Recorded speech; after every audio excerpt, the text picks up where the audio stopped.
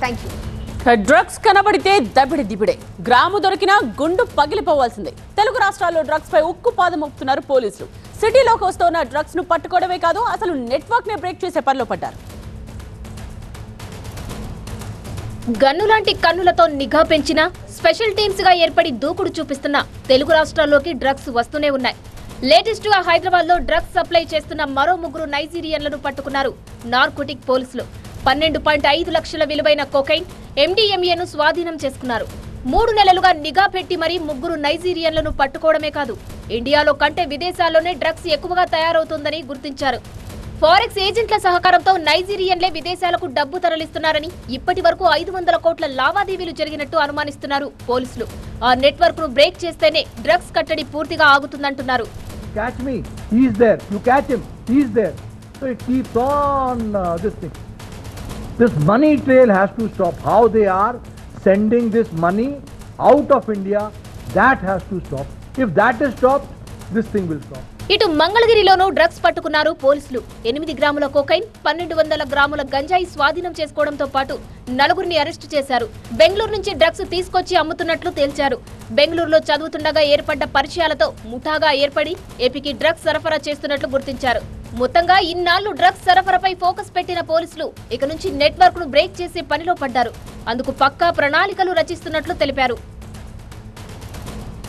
ఈ drugs network ను ఎలా బ్రేక్ చేయబోతున్నారు అధికారులు? దానికి సంబంధించిన వివరాలతో ప్రిన్సిపల్ కరెస్పాండెంట్ ప్రణీత సిద్ధంగా ఉన్నారు. ప్రణీత, దేశంలో ఏ రాష్ట్ర పోలీసులకి సాధ్యం కానటువంటి ఆపరేషన్ని తెలంగాణ నార్కోటిక్ పోలీసులు చేశారు. ఇప్పటి వరకు డ్రగ్స్కి సంబంధించినటువంటి కేసుల్లో ఆ డ్రగ్స్ని సప్లై చేసినటువంటి వారిని పట్టుకోవడం, వారిని జైలుకి పంపించడం, ఇక్కడి వరకు మాత్రమే పోలీసుల ఆపరేషన్ ఉండేది. కానీ తెలంగాణ నార్కోటిక్ పోలీసులు మరో అడుగు ముందుకేసి అసలు ఈ డ్రగ్స్ని కొనుగోలు చేసేందుకు సాగుతున్నటువంటి మనీ ట్రైల్ ఏదైతే ఉందో ఆ మనీ ట్రైల్ పైన పోలీసులు ఫోకస్ చేశారు. సో ఈ మనీ ట్రైల్ అంతా కూడా ఇండియా నుండి నైజీరియాకు వెళ్తున్నటువంటి విధానం, అట్లాగే అమెరికా నుండి నైజీరియాకి వయా ఇండియా, ఈ రూట్ని అంతా కూడా నార్కోటిక్ పోలీసులు కనుగొన్నారు. సో ఈ మొత్తం వ్యవహారం అంతా కూడా బయటపడింది. ఒక కేసును ఛేదించేటువంటి పనిలో ఒక అక్యూజర్కి సంబంధించినటువంటి బ్యాంక్ డీటెయిల్స్ని వెరిఫై చేసినప్పుడు ఈ డీటెయిల్స్ అంతా కూడా బయటపడ్డాయి.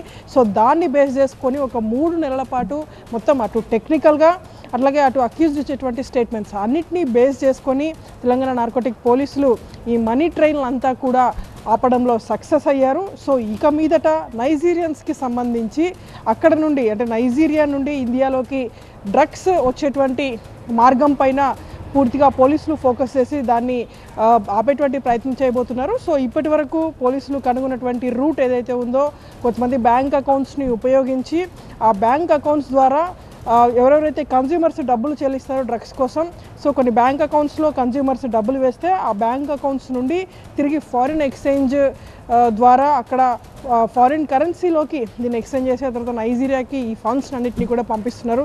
సో ఈ ట్రైల్ని నార్కోటిక్ పోలీసులు కనుగొన్నారు. సో దాదాపు ఒక 15 మందికి పైగా బ్యాంక్ అకౌంట్స్ నుండి సుమారు 500 కోట్ల రూపాయలకు పైగా ట్రాన్సాక్షన్స్ నడిచాయనేటువంటిది పోలీసులు చెప్పినటువంటి వర్షన్. సో దీని మెయిన్ అంతా కూడా నైజీరియాకి సంబంధించినటువంటి కింగ్ పిన్ ఎబుకా అనేటువంటి అక్యూజ్డ్ ఉన్నాడు. సో గత 8 సంవత్సరాలుగా అతన్ని పట్టుకునేందుకు తెలంగాణ నార్కోటిక్ పోలీసులు ప్రయత్నిస్తున్నారు.